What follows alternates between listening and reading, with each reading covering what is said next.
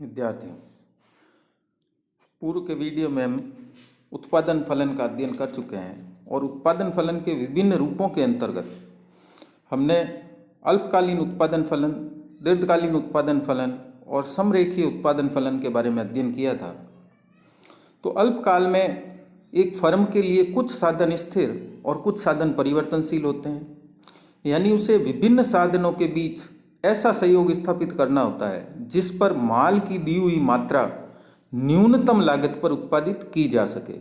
इस संबंध में एक दी हुई तकनीक में फर्म को उत्पत्ति के विभिन्न साधनों का संयोग बदलने का अवसर मिलता है। जैसा कि हमने उत्पादन फलन में तालिका में देखा था कि एक इकाई श्रम और एक इकाई पूंजी को जब हम काम में लेते हैं और उसके पश्चात एक मान लीजिए पूंजी की मात्रा को हम एक स्थिर रखें और श्रम की मात्रा को बढ़ाते जाएं, तो श्रम की 2 इकाई लेने पर 20 इकाई माल उत्पन्न हो रहा था, 3 इकाई लेने पर 25 इकाई हो रहा था, 4 इकाई पर 29, 5 इकाई पर 32 और 6 इकाई पर 34।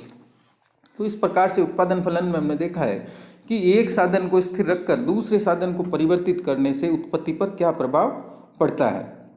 तो अर्थशास्त्र में कुछ साधन या एक साधन या कुछ साधनों को स्थिर रख करके अन्य साधनों को परिवर्तित करने पर जो स्थिति होता है, जो स्थिति हमें प्राप्त होती है, उसका अध्ययन हम परिवर्तनशील अनुपातों के नियम अथवा उत्पत्ति ह्रास नियम के अंतर्गत करते हैं। चूंकि दीर्घकाल में, जैसा कि हमने पूर्व में पढ़ा है, कि उत्पादन के सभी साधन परिवर्तित किए जा सकते हैं और साधनों को एक ही अनुपात में बदलने से उत्पत्ति पर जो प्रभाव पड़ता है उसका अध्ययन हम पैमाने के प्रतिफल में करेंगे। हमें प्रारंभ में भी ये स्पष्ट हो जाना चाहिए कि परिवर्तनशील अनुपातों के नियम का संबंध जो है अल्पकाल से होता है, जहाँ कम से कम हम एक साधन स्थिर होता है और कुछ साधन परिवर्तनशील होते हैं, जबकि पैमाने के प्रतिफल का संबंध दीर्घकाल से होता है और जहाँ उत्पादन के समस्त साधन एक साथ परिवर्तित किए जा सकते हैं। उत्पत्ति ह्रास नियम को परिवर्तनशील अनुपातों का नियम भी कहा जाता है। शाब्दिक अर्थ में देखें तो परिवर्तनशील अनुपातों के नियम का अर्थ होता है कि एक स्थिर साधन के साथ एक परिवर्तनशील साधन लगाने से साधनों के अनुपात बदल जाते हैं और उसका प्रभाव हम उत्पत्ति की मात्रा पर देखते हैं। इसके हमें बढ़ते हुए प्रतिफल, समान प्रतिफल एवं घटते प्रतिफल तीनों रूपों में प्रकट हो सकते हैं, लेकिन बढ़ते हुए प्रतिफल शुरू में एक सीमा तक ही मिलते हैं और अंत में घटते हुए सीमांत प्रतिफलों की स्थिति आ जाती है। तो अंत में मूलतः परिवर्तनशील अनुपातों के नियम में ह्रासमान प्रतिफल का नियम ही समाया हुआ है, इसलिए दोनों को एक ही माना जाता है। यह जो है अल्पकाल में लागू होता है। इसमें एक स्थिर साधन के साथ एक परिवर्तनशील साधन की बढ़ती हुई मात्राएं लगाई जाती है, जिससे एक सीमा के बाद सीमांत भौतिक उत्पत्ति, मार्जिनल फिजिकल प्रोडक्ट MPP जो है घटने लगती है। प्रारंभ में जब हम एक स्थिर साधन चूंकि बड़ा होता है और एक परिवर्तनशील साधन की मात्राएं बढ़ाई जाती है, तो स्थिर साधन का अधिक अच्छा उपयोग होने से कुछ सीमा तक सीमांत भौतिक उत्पत्ति बढ़ सकती है। इसे हम वर्तमान उत्पत्ति या प्रतिफल की दशा कह सकते हैं। एक सीमा के बाद स्थिर प्रतिफल की दशा आ जाती है और परिवर्तनशील साधनों का जो संयोग है वो अनुकूलतम हो जाता है, जहां सभी साधन अनुकूलतम अनुपात में मिल जाते हैं। कोई भी साधन कम या अधिक मात्रा में नहीं होता है और ये फर्म अनुकूलतम फर्म बन जाती है तथा इसकी प्रति इकाई उत्पादन लागत भी न्यूनतम होती है। इस सीमा के बाद परिवर्तनशील साधन की मात्राओं के बढ़ाए जाने पर यह अनुकूलतम संयोग जो होता है वो भंग हो जाता है और स्थिर साधन पर अधिक दबाव पड़ने लगता है, जिससे परिवर्तनशील साधन को बढ़ाने पर सीमांत भौतिक उत्पत्ति घटने लगती है। तो इस प्रकार साधनों के संयोग में एक सीमा के बाद घटती हुई सीमांत उत्पत्ति की प्रवृत्ति लागू हो जाती है। जैसा कि हम पढ़ चुके हैं सीमांत उपयोगिता ह्रास नियम में, विभिन्न युगों में इस प्रवृत्ति का पाया जाना इतनी सामान्य सी बात हो गई है कि इसे अर्थशास्त्र का आधारभूत नियम माना जाने लगा है। तो इस बात को हमेशा ध्यान रखें, उत्पत्ति ह्रास नियम या परिवर्तनशील अनुपातों का नियम अर्थशास्त्र का आधारभूत नियम है। इस नियम के लिए हम साधनों के मूल्यों पर विचार नहीं करते हैं और परिवर्तनशील साधन की सभी इकाइयों को एक सा मान लिया जाता है।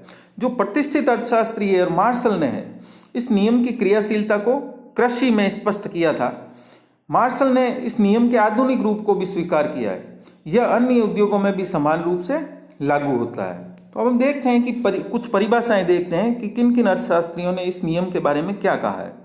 प्रोफेसर स्टिगलर कहते हैं कि उत्पत्ति के अन्य साधनों को स्थिर रखकर किसी एक साधन की इकाइयों की मात्रा में वृद्धि की जाए तो एक सीमा के पश्चात उस इकाई से प्राप्त होने वाली उत्पत्ति घटने लगती है। यानी जब हम एक साधन को स्थिर रखेंगे या कुछ साधनों को स्थिर रखेंगे और एक साधन की मात्रा में वृद्धि करेंगे तो उससे अंत में जो है मिलने वाली उत्पत्ति वो घटने लगेगी। दूसरा, प्रोफेसर मार्शल कहते हैं कि भूमि पर खेती करने से, क्योंकि उन्होंने कृषि पर इसको लागू किया था, तो भूमि पर खेती करने में पूंजी और श्रम की वृद्धि से सामान्यतया उपज की मात्रा में अनुपात से कम वृद्धि होती है, बशर्ते कि कृषि की कला में कोई सुधार न हो, यानी कोई नई तकनीक या नया उपकरण शामिल नहीं किया जाए। तो अगर मान लीजिए 1 बीघा खेती पर 1 बीघा भूमि पर हम खेती करें और प्रारंभ में 1 श्रम लगाएं, फिर श्रम की मात्रा को बढ़ाते जाएं तो कुछ सीमा तक उपज बढ़ सकती है। लेकिन अगर श्रम की मात्रा को हम निरंतर बढ़ाते रहेंगे तो एक सीमा ऐसी आ जाएगी कि जहां और ज़्यादा श्रमिक लगाए जाने पर उत्पत्ति की मात्रा या उपज की मात्रा अनुपात से कम बढ़ेगी, जब तक कि हम वहाँ कोई नई मशीन काम में नहीं लेंगे। दूसरी परिभाषा जो है श्रीमती जॉन रॉबिन्सन ने दी है, वो ये कहती हैं कि जो ह्रासमान प्रतिफल का नियम है वो हमें ये बतलाता है कि साधनों के बीच प्रतिस्थापन की लोच अनंत नहीं होती है। अगर हम थोड़ा सा विचार करें तो हमें ये पता चलेगा कि ये जो नियम है वो हमें ये बतलाता है कि एक उत्पादन का साधन दूसरे साधन से एक सीमा तक ही प्रतिस्थापित किया जा सकता है, यानी उनके बीच प्रतिस्थापन की जो लोच होती है वो अनंत नहीं होती है। किसी भी साधन को एक सीमा तक ही काम में ले सकते हैं। हम मजदूर की जगह या खेती में काम करने वाले किसान की जगह ट्रैक्टर का उपयोग कर सकते हैं, लेकिन कुछ सीमा तक ही। अंत में हमें दूसरे साधन की जो उपयोगिता है या दूसरे साधन की जो विशिष्टता है वो उसी साधन से प्राप्त होगी। इन्होंने श्रीमती जॉन रॉबिन्सन ने इस नियम का जो मूल कारण को स्पष्ट किया है। उनका कहना यह है कि यह नियम इसलिए लागू होता है कि एक साधन का काम दूसरा साधन पूर्ण रूप से नहीं कर सकता, अर्थात एक साधन के स्थान पर दूसरे साधन को हम नहीं ले सकते, पूर्णतया नहीं ले सकते।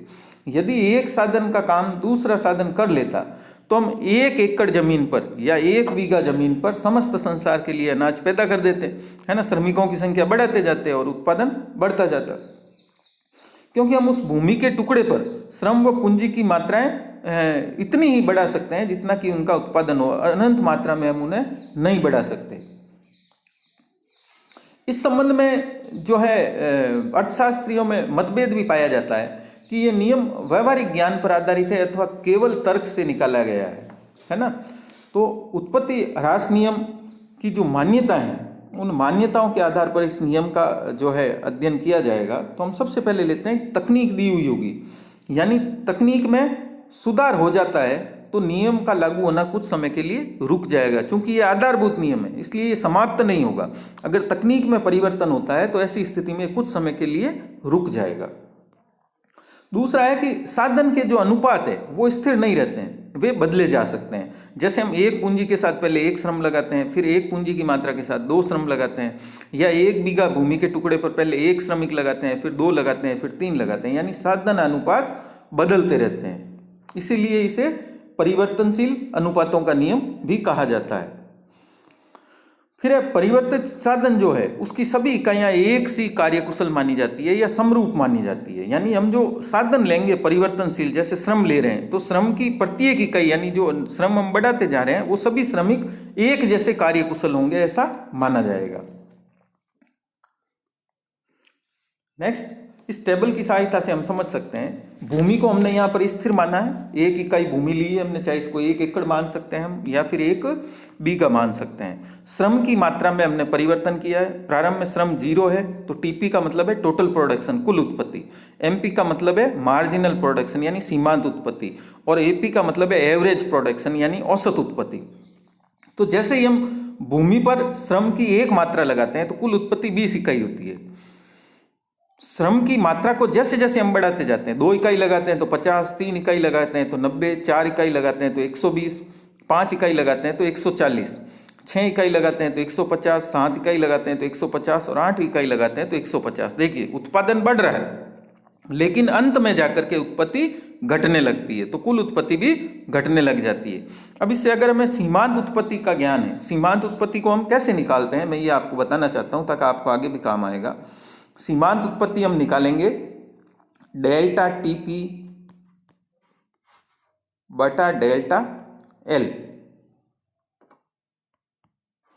यानी कुल उत्पत्ति का परिवर्तन बटा श्रम की मात्रा का परिवर्तन। क्योंकि भूमि की मात्रा स्थिर है इसलिए इसका परिवर्तन शून्य होगा, इसलिए हम यहाँ केवल डेल्टा एल लेते हैं। अब देखिए एमपी के लिए यहाँ से यहाँ तक जब हम आए तो 20 इकाई का परिवर्तन हुआ है ना, और श्रम में 1 इकाई का तो 20/1 20 हो गया। फिर यहाँ से यहाँ तक 30 का परिवर्तन हुआ तो 30/1 30 हो गया। चूंकि यहाँ श्रम का परिवर्तन एक ही आएगा सभी जगह पर, क्योंकि हमने 1 2 3 4 5 6 लिया है, इसलिए वही राशि आ जाएगी जो परिवर्तन की राशि है।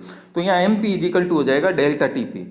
फिर आगे 40, फिर 30, फिर 20, फिर 10, फिर 0 और फिर -10। इसी प्रकार से औसत उत्पत्ति अगर हमें निकालनी है तो हम औसत उत्पत्ति को निकाल सकते हैं AP बटा TP बटा L, यानी कुल उत्पत्ति बटा श्रम की मात्रा। तो अब देखो 20 में हम जब ये 20/1 तो आ गया 20, 50/2 तो आ गया 25, 90/3 तो आ गया 30, 120/4 तो आ गया 30, 140/5 तो आ गया 28, 150/6 तो आ गया 25, और इसी प्रकार से नीचे आ जाएगा 150/7 तो 21.47 और 140/8 यानी 17.5।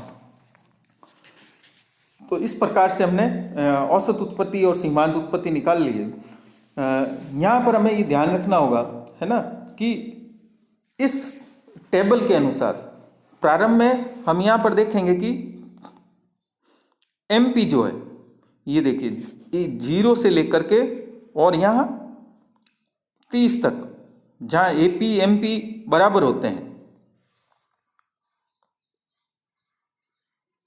ये यानी यहाँ पर यहाँ तक क्या है सीमांत उत्पत्ति यहाँ तक बढ़ती है और फिर घटना शुरू हो जाती है, औसत उत्पत्ति यहाँ तक बढ़ती है।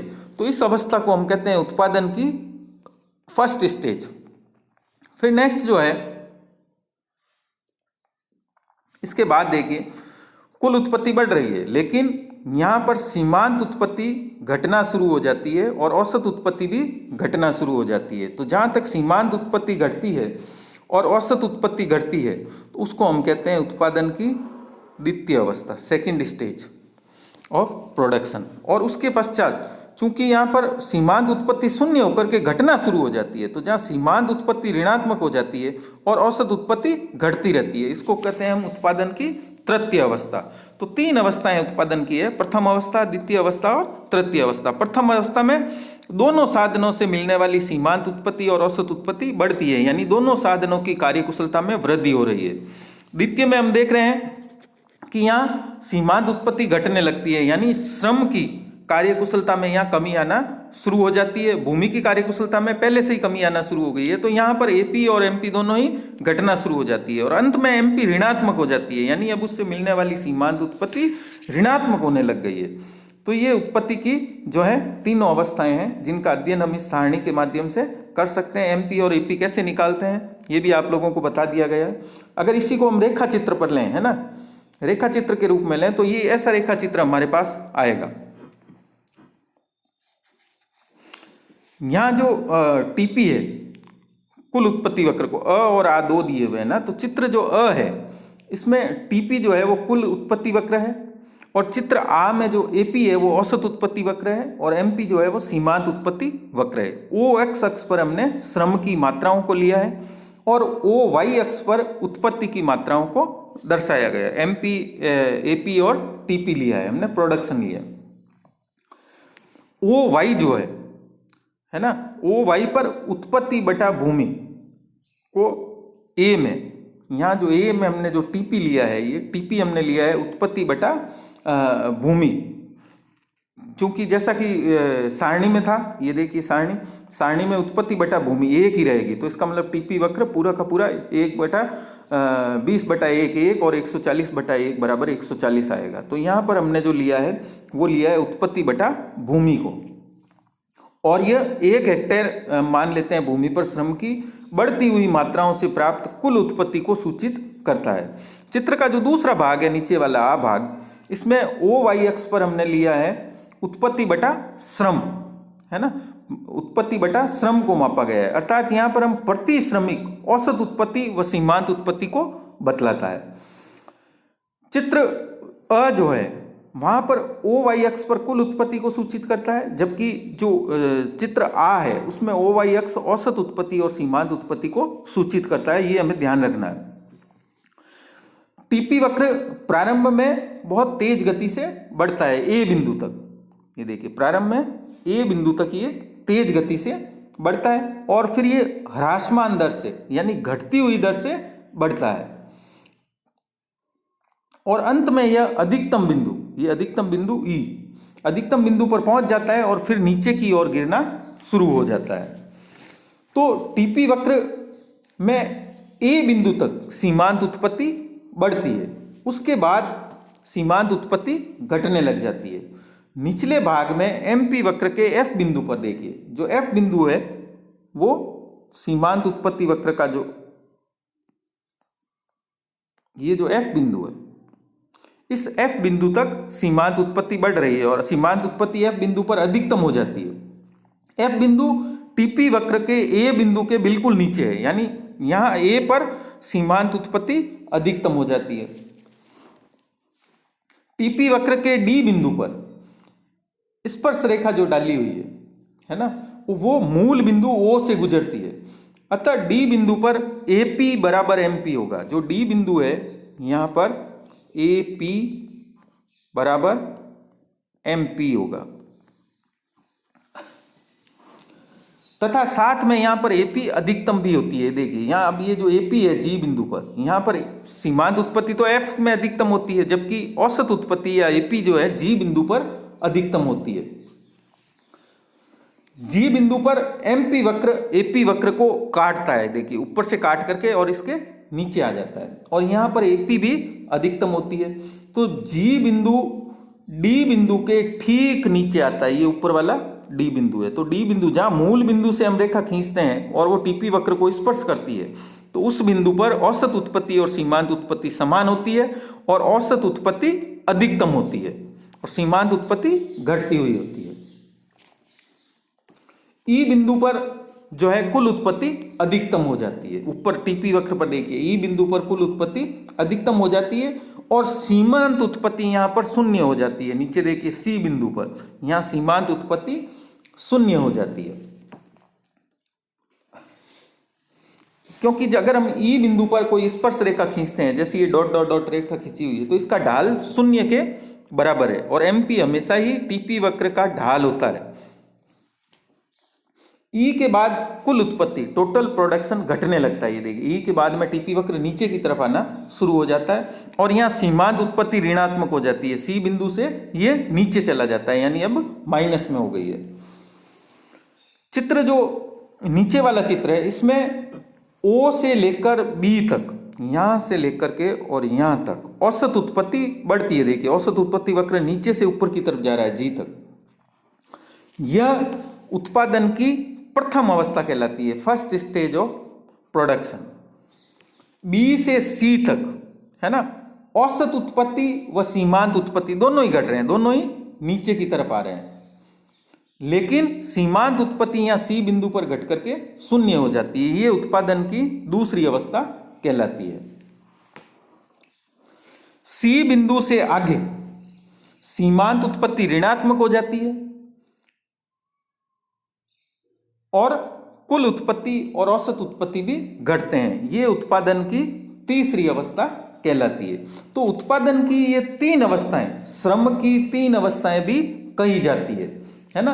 तो उत्पत्ति की इन तीनों अवस्थाओं का जो स्पष्टीकरण है वो हम इस प्रकार से कर सकते हैं कि इसमें पहली अवस्था में कुल उत्पत्ति बढ़ती है। इसका अर्थ यह है कि भूमि की स्थिर मात्रा जैसे प्रति हेक्टेयर पर उपज बढ़ती जाती है। यह भूमि की बढ़ती हुई कार्यकुशलता का सूचक होती है। हम देखते हैं कि इस अवस्था में नीचे वाले चित्र में श्रम की औसत उत्पत्ति भी बढ़ती है ना। तो बी बिंदु तक श्रम की औसत उत्पत्ति भी बढ़ती है और कुल उत्पत्ति भी बढ़ रही है। इसमें श्रम की कार्यकुशलता भी बढ़ रही है, औसत उत्पत्ति बढ़ रही है। उसका मतलब इस प्रकार से पहली अवस्था में दोनों साधन भूमि और श्रम दोनों की कार्यकुशलता में वृद्धि होती है। फिर लेते हैं हम दूसरी अवस्था।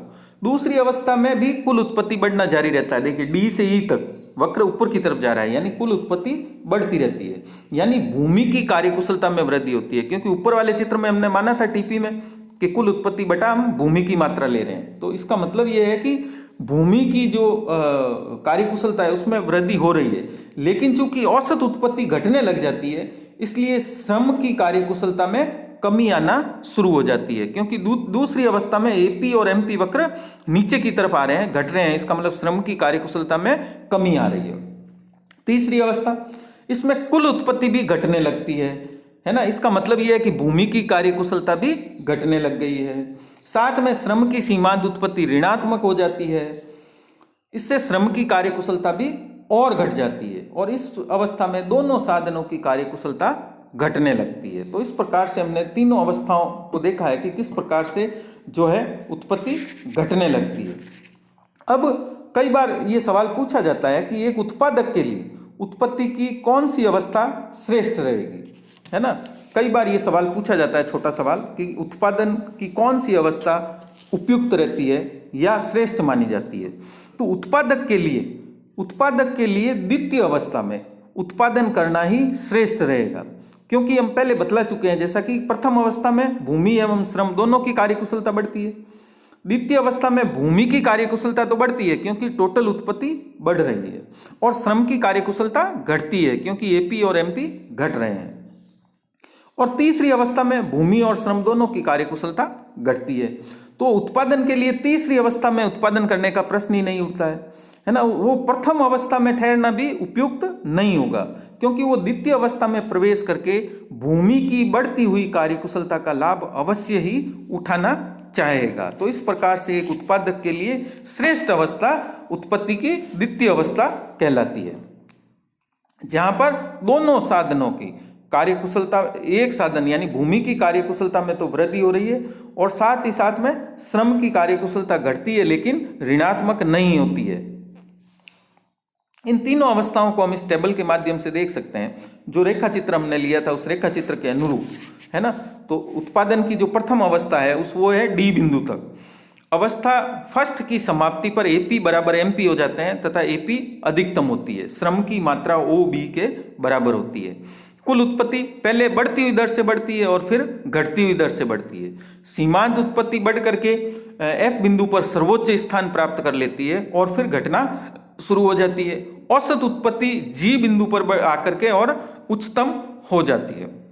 दूसरी अवस्था है डी से ई बिंदु तक, श्रम की बी से सी मात्रा तक। यहाँ ह्रासमान दर से बढ़ती हुई ई बिंदु पर कुल उत्पत्ति उच्चतम हो जाती है और इस अवस्था के अंत में सीमांत उत्पत्ति सी बिंदु पर शून्य हो जाती है। तो यहाँ M P is equal to 0 हो जाता है और औसत उत्पत्ति घटती रहती है। अवस्था 3 यानी ई से आगे की अवस्था, कुल उत्पत्ति वक्र में ई से आगे की अवस्था जो है उसमें कुल उत्पत्ति घटने लगती है, यानी भूमि की कार्यकुशलता घट रही है।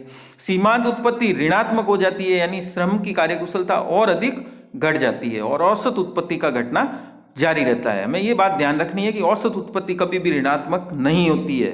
जहाँ सीमांत उत्पत्ति ऋणात्मक हो जाती है लेकिन औसत उत्पत्ति ऋणात्मक नहीं होती है।